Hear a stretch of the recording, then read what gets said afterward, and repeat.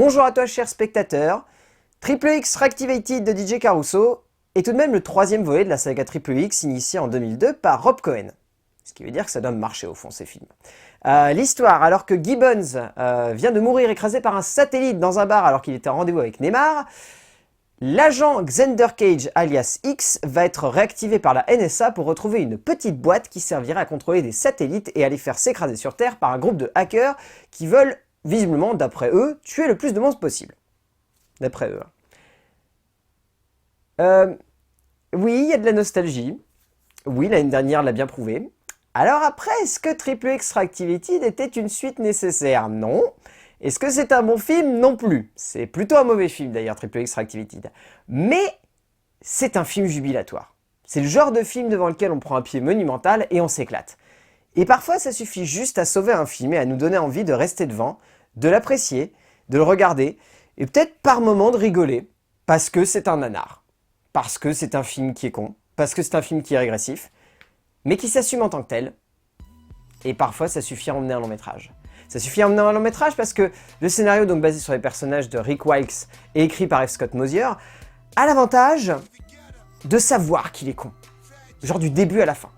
Et donc Mosier, ce qu'il essaye de faire, c'est de composer une galerie de personnages qui va servir à emmener le long métrage. Et qui va faire que malgré le fait qu'on sache que l'histoire est débile, régressive et conne comme c'est pas permis, que les retournements soient prévisibles 1 heure, voire 1 heure et demie à l'avance, qu'on arrive à savoir tout le temps ce qui va se passer à l'écran, on arrive quand même à apprécier ces personnages parce qu'ils ont du charisme.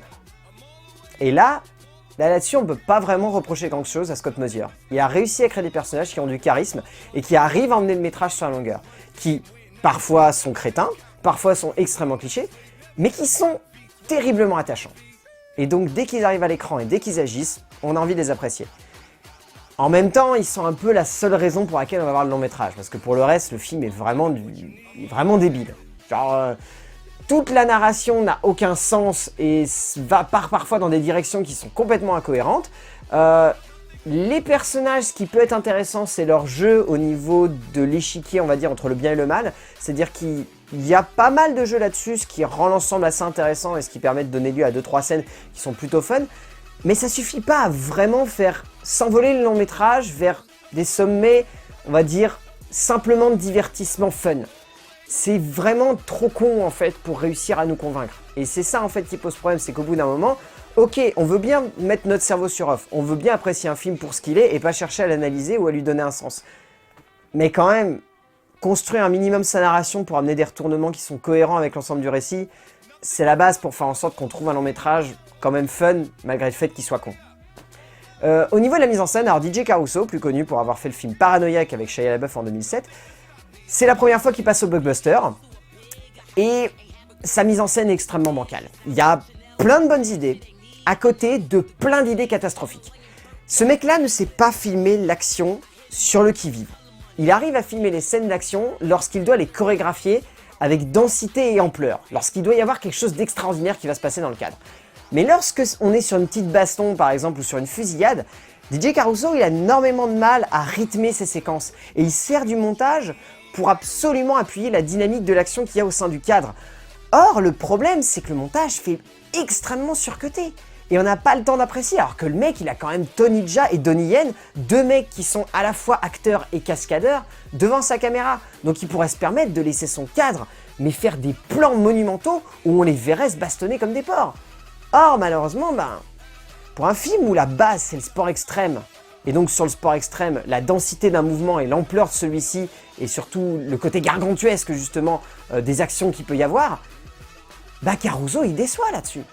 On avait envie de voir un truc beaucoup plus presque dans l'esprit de ce qu'avait fait Rob Cohen dans le premier. Ok, il était débile le film, ok, il n'était pas forcément beau au niveau de son esthétique, mais Cohen avait au moins l'envie de montrer ces scènes d'action et de montrer qu'elles étaient complètement délirantes. Et que là-dessus, ok, le film était con, mais la démensité et le côté démentiel des séquences d'action sauvaient une grande partie de ce que le film était. Et le rendait un peu plus fun que ce qu'il pouvait être sur les premiers abords.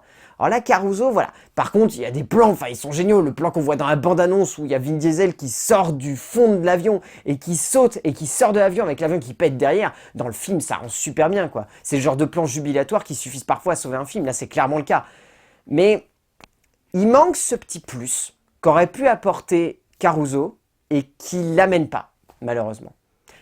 Par contre, le casting est jubilatoire. Au-delà de Vin Diesel, qui est très bon, Deepika Pakon est superbe, Chris Wu, Tony Jaa, Ruby Rose, Nina Dobrev, tous les acteurs sont bons. Donnie Yen est juste jubilatoire dans ce film. Il est extraordinaire. C'est un mec qui a une dégaine qui fonctionne à la perfection. Tony Jaa, il pète. Bon, il a un personnage anti-choulet caricatural, mais il pète au sein du film.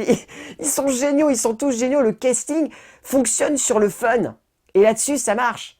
Et même Toni Collette et Samuel Jackson, qui sont en mode caricature, puissance 10 000, ils sont très bons, quoi. Quand on ressort du film, ce qui ressort, c'est que le casting était tellement convaincant qu'on a réussi à être emporté par le film. En plus, il y a un petit caméo des familles qui arrive en milieu de métrage, je vous dis pas lequel, mais il est vraiment fun. Il n'y a pas grand chose de plus à dire sur Triple X Reactivated, c'est juste un bon gros trip nanardesque au possible, qui est pas bon, mais qui est fun si on arrive à rentrer dedans. Donc en soi, je vous le conseille pas, parce que c'est pas un très bon film, Triple X Reactivated de DJ Caruso, mais si vous arrivez à apprécier ce genre de délire, vous allez prendre un pied monumental et vous allez vous éclater devant Triple X Reactivated. Vraiment. Mais je vous conseille quand même de remater le premier. Le premier était un petit peu plus con et vraiment représenté le début des années 2000, mais était plus simple et fonctionnait mieux. A plus!